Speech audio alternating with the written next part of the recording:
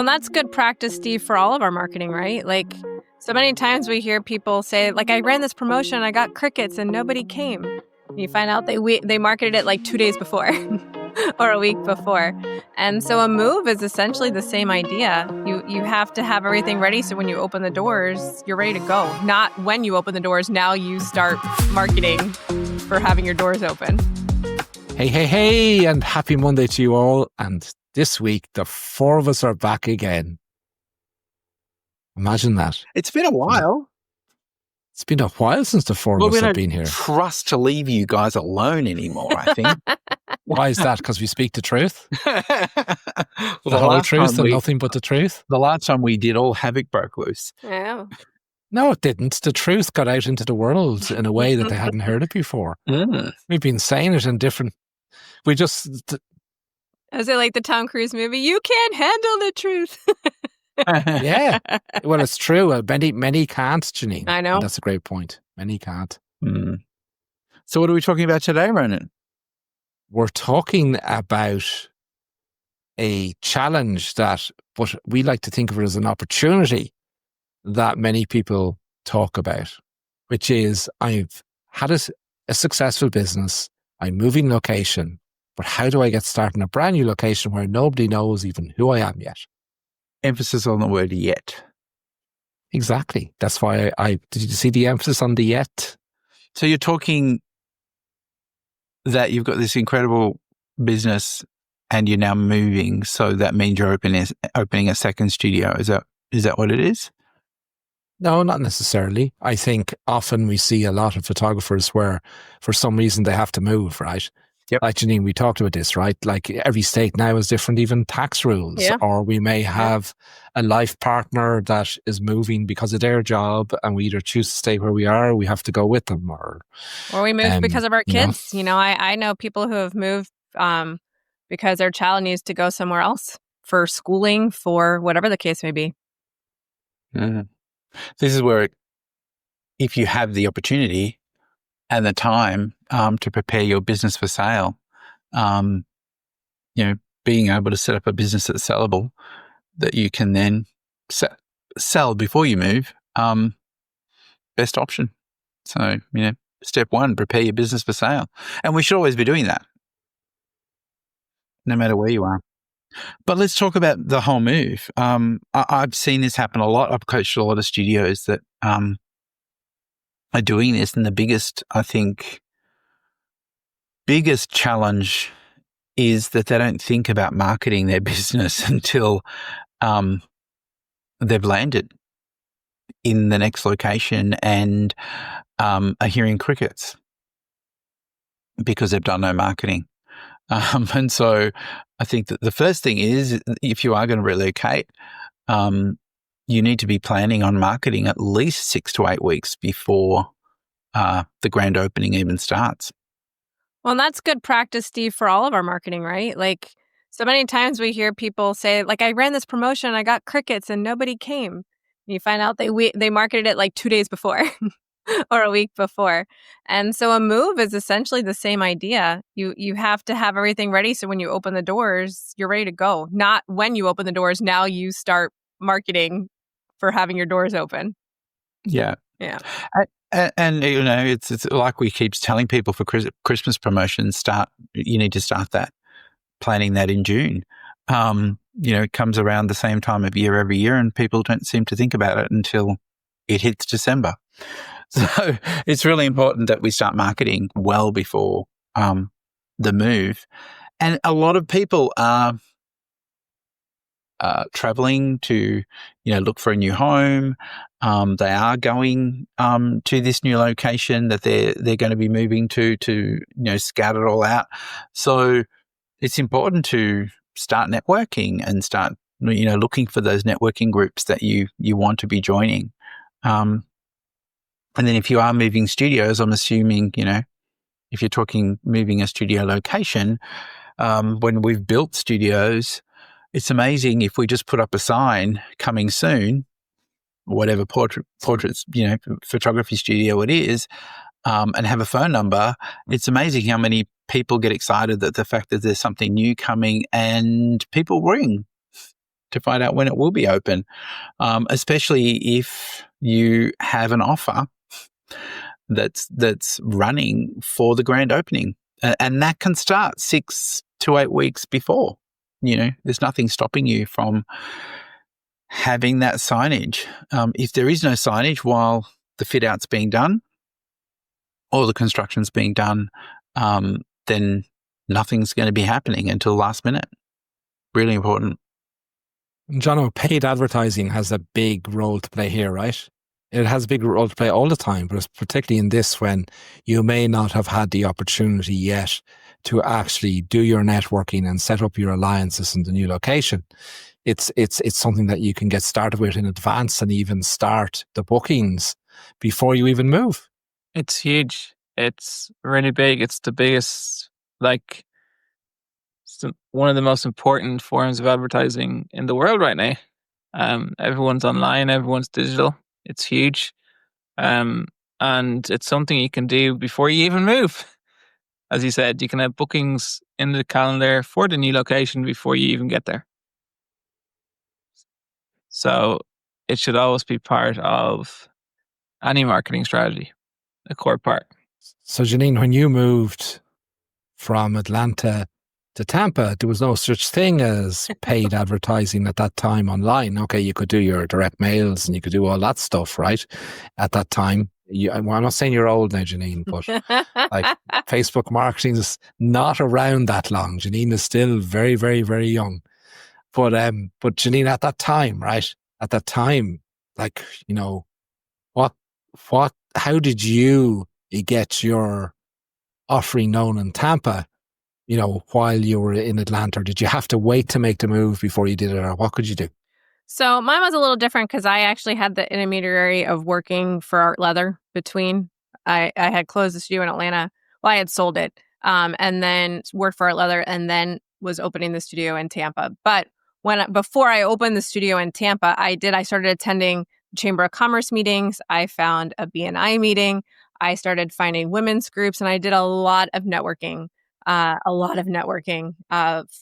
on the ground, kind of, knocking on doors, and went to every networking event I could get my hands on. And I did do the post office direct mail, where you could flood a whole zip code or a whole neighborhood with direct Forgot about those. They were really good. What'd you say? Forgot about those. They were really good. They were really good, and they were really cost effective for the price of being able to flood a zip code with a 3-part mailer. So we did that, and then we built alliances with the businesses, the ones that I met in those different networking groups. I still have some of them. It's amazing, right? And it's funny because now, a few of, there's 2 in particular, every time we get together, we joke about the fact that our businesses made us get old together. Before, when we first met, none of us had children. Now our kids are grown and they're getting into college and things like that. And we're like, wow, when we first met and started our businesses together, we were so young. Anyway, so yeah, it was that old school marketing essentially, because we didn't have, there was no Facebook. It was after Google though. I have seen that, if you tell your kids you were alive before Google, they don't believe you. And I've seen this meme lately. It was actually, if you were born before 1998, you're older than Google. So, Jonathan, you too are older than Google. Just about 6 years. Just so you know. But yeah, so it was paying attention to the details and making sure that everything was good to go. So that way, when we did open the doors, and I started doing that when I was transitioning out of Art Leather, knowing I was going to open the studio. I have a question for you, Janine, on the mindset, because this is something I see in the posts or when I hear people talking about this. They say, oh, I have this successful business in this current location. I'm really well known, and I moved to a new location and I'm struggling because nobody knows me. So we might recall that, Brad's studio in the UK was in the center of a big town for 40 years. Right. And the clients that were coming in didn't know that him. He was generating using his ads or whatever, didn't even know that they existed. And that happens to me now too. We get a lot of our business from Facebook marketing and Facebook advertising. Even when we do business, when we get leads in and potential clients in from our alliances, these people have no idea who we are. Like, oh, we never knew this. Yeah. I've been in this specific location for 15 years. And people all the time say, oh my gosh, I never knew your studio was here.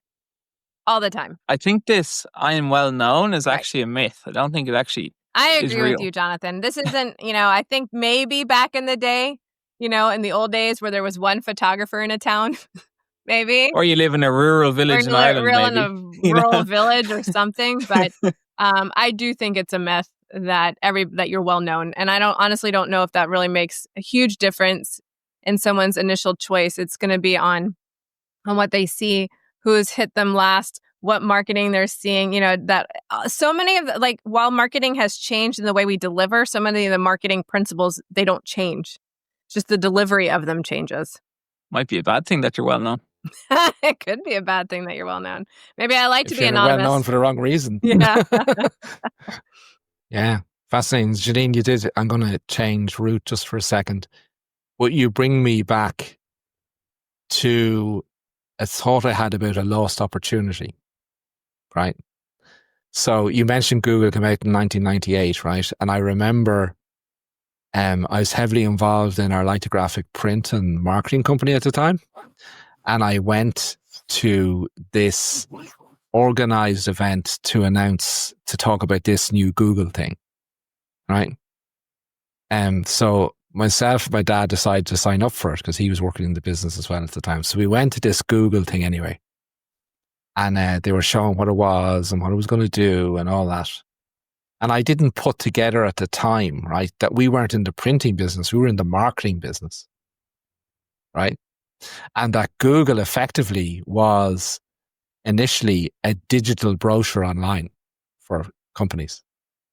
And I never made the link to there's an opportunity to take the skill sets we have as a marketing company, because a lot of skills we would have to produce lithographic brochures and all that promotional stuff, we could adapt those skills to do websites or brochures online, which is what Google initially was, But every time I hear Google 1998, I go, Jenny, I missed that one too. Yeah. Everything's great in hindsight, Ronan. It is 2020 vision, Steve. 2020 vision. Anyway, I didn't mean to. I just thought it was an interesting story. So that you mentioned it, Janine. But back to anyway, I'm moving location. I have all these opportunities, right? Even with Google, like I can set up my business profile, get myself on Google, get Google to know who I am and that I'm coming here. So if there's Google searches, I can put Google AdWords in place, can't I, as well? For those search terms I know my clients will be looking for to make them aware that I'm here. There's so many things we can do. And you don't have to be well known to do them. And you don't have to be well known to do it. And this holds true if you're moving across town. I think people also miss that. Like they might think, oh, I'm moving to a new state or I'm moving to a new city. I need to do all of this. But when you're moving across town, you have to do it too. And there's actually it could give you a breath of fresh air and a breath of fresh new potential clients. And you're introducing yourself to a whole new neighborhood of now you're in this location. And so all the same things you have to do there. And it gives you a reason to market too, like welcoming to the neighborhood. But then you also have to really work on informing your existing clients that when they come to your studio, you're no longer at that old address. We did move. So 15 years ago, we moved from our studio across the street, essentially. It was literally across the street and then over here. And for 2 years running, we had in all of our communication, all of our clients, don't forget, we're at this new address. Make sure you come here. And we still had people go to that old address. And so, and luckily it was across the street. It wasn't a huge deal. But if you move 5, 10, 15, 20 miles away and your clients end up at the old address, now it's it's not a good start to their experience. So you really have to communicate overly communicate about the location when you move.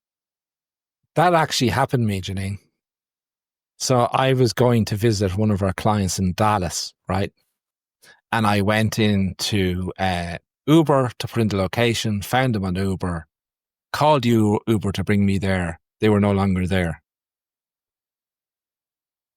It took us 35 minutes to get to the other side of Dallas for me to make my appointment. Oh, Lucky you're always early. Yeah, yeah. But when you search Google, like the old address is on Google, Yeah. so it's so important, isn't it, that these are great tools for us to use, but you also have to keep them up to You date also if you have to do keep them up move. to date. Don't forget to tell Google, Yeah. I've I've moved. moved. And then also it's just a little thing, and it's a little probably too much detail for a podcast, but if you are in this situation, we had to tell people for a good 6 months, don't trust Google. It's not going to send you to the right location. Trust our directions instead. So you have to test your Great own. point. You have to test your own Google listing. Good point. Yeah. Going back to what you were saying, Janine, getting in touch with your clients and letting them know that you're moving. I see a lot of photographers, pretty much close their doors and move to another city or across town, or to another state. And it's great to get in contact with the clients. 2 months, start getting in contact with them 2 months to let them know that you're going to be moving to a new state. This is your last opportunity to go have a session done with me, or you can come to this brand new location. And you'd be surprised at how many people know in your new location that they refer to, or, you can get a surge of clients just before you leave, which, is always good. But you're also getting those referrals from them with people that they know in that new location. So, just because you're moving, it doesn't mean that your current database is dead, because you don't know who they know. So if you're watching this podcast on YouTube, Janine's son James is making a guest appearance there in the background, and he's waving at us and he's saying hello. Hi, James.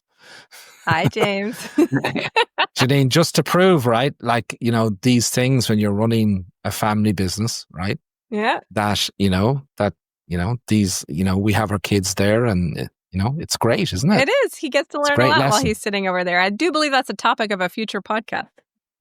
I do, because every one of the four of us have worked in a family business from young age, right?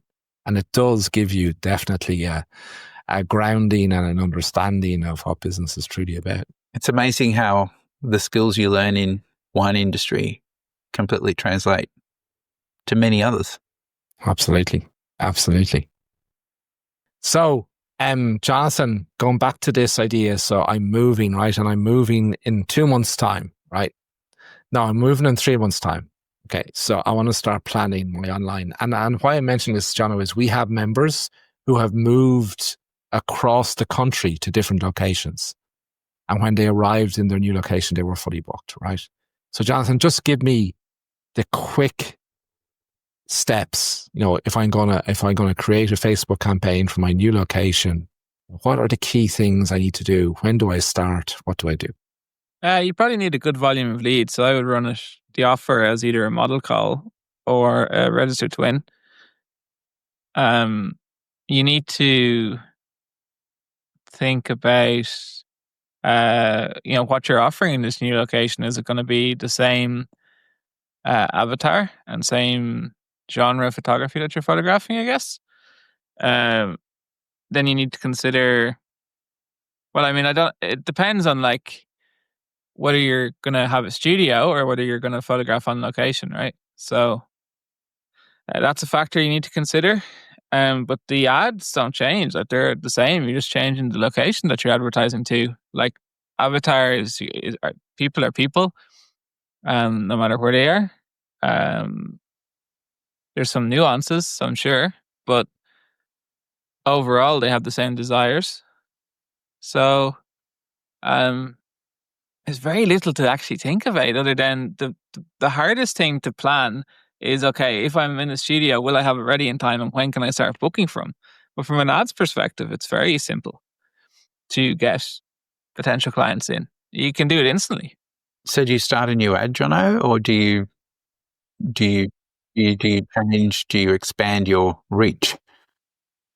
You just set up a new campaign and then for your targeting at the ad set level, you choose your new location. So it's very, very simple to do. And how long before would you recommend? it depends on your plans for moving in, and it comes down to like studio or on location, because you can launch a Facebook ad today and have leads the next day. You'd want to be booking in and making sure that when you land, you've got the work, That would be ideal, yeah. provided everything's ready. That's the problem. That's the That's problem, what you got to right? figure out. Yeah. That's the hard part. But to get leads, you can have leads within 24 hours. That could be, you can create great clients from. Mm. Well, Jonathan, could you create an awareness campaign letting people know that you're going to be opening, and then depending on the Maybe. situation, like if you're building a studio, you might have, permitting and all those kinds of things that could delay something at the very end. But then like 2 weeks out, run an actual offer, but letting people know ahead of time that, hey, the studio is coming and we're so excited. You can get on our waiting list for when we're going to be accepting bookings, and then build an email list that way. You could, yeah. Yeah, it's a good idea. I would sell gift certificates, Janine. Yeah, you could do that. Yep. That'll last a year. And then that way they can buy the gift certificates. That way you have cash flow coming in. You've got people that are committed. They have their gift certificate that they can use over the next year. And then you've got a database of people that have physically paid for certificates that you can then call and start making appointment times. And then as soon as Yeah, you know you your can do that as well. date will open, you can start calling them. Yeah, I like that. Well, you would call them 2 weeks before, right? Right, that's what I'm saying. Yeah, you should be able to know 2 weeks before. You should get all around here anyways, permitting and all that kind of good stuff. You should know 2 weeks out when you can be in. Yeah. And ease into it. Like when we were doing it, we would book in 2 or 3 clients for the first week just to test everything, to make sure everything was okay, and not sort of launch into 30 clients in your first week. When you get to the new location, like, are you spending time, once you get your location of the studio, are you not does it not take time to actually paint it and decorate it and all that fun stuff? Or? Well, we're assuming that there's somebody doing that, but sometimes people are, yeah. Well, you can get in and do that before you get your certificate of, before you get the permit to have other people in. Right? So the thing that caught us on our switch to the new studio was the permit for the alarm system. It was ridiculous. I didn't even know you needed that, right? And so it took us an extra week and a half to get that permit. But we were in here getting the whole studio ready before we could have clients actually come in. And speaking of permits, make sure that the zoning is right. I've had a couple of people sign leases and the zoning didn't allow retail. And, we are essentially retail when customers are coming and spending money, and they were going into factory areas, which was more manufacturing. And so please make sure you look at the zoning when you are deciding to move locations that the zoning allows for a retail store, because most local councils and governments see what we do as retail. Absolutely. Which is the reason why a lot of people can't have residential studios, because a lot of HOAs and zoning don't allow it. So, and if you try and someone turns you in, you can get in trouble. You got to check your zoning. It's a good point, Steve. It's really important. Yeah. Seen a few, not many, but a few people quit out, and you don't want to be one of the few. All right. So it sounds like to me that despite all the chatter we see about this in various groups, it's not our group, of course, because our members know that this is not a problem at all, not a challenge once you approach it the right way. It's an exciting opportunity. It gives you a reason to market if you are one of those people that needs a reason to market. We should probably do a podcast on what to look for when you're deciding on a location at some point. Yeah. Absolutely. We will add that to our long list of podcasts, and we'll get it to you as soon as we possibly can. So, Jono, do you know what?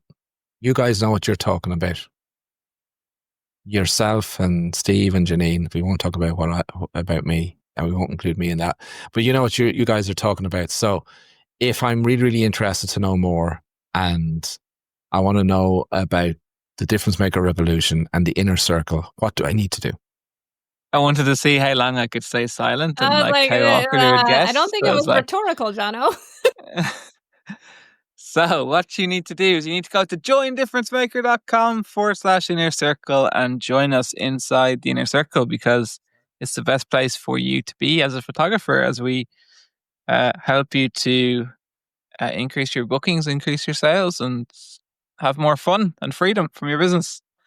Yeah, I think we are the sole educators that are teaching you how you can use photography to make a difference to your clients and enter the wellness sector. So click on the link below and join us, and we'll see you on the inside. Thanks, everyone. Bye, everyone.